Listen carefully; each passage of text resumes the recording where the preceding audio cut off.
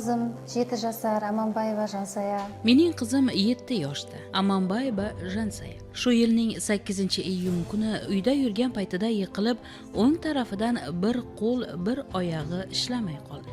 MRT qildirdik. Tibbiy ko'rikda bosh miyada o'simta aniqlandi. Uni olib tashlashning hech iloji yo'q dedi. Miyasining eng nozik joyida turibdi. Agar uni ochsak, uni 90% o'lim bilan tugashi mumkin deyishdi. Ko'pi bilan 6 oy umri qolgan dedi. Buni eshitish shunchaki oson emas ota-ona uchun.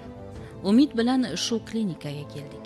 Bu yerda 24-iyun kuni jarrohlik bilan o'simtasini oldi. Xudo xohlasa endi ikkinchi operatsiyasini o'tkazadi. Shunday sharoitlarni yaratib qo'ygan muhtaram prezidentimizga mingda bir rahmat. Qizimning qayta umrga qaytishiga ishonaman.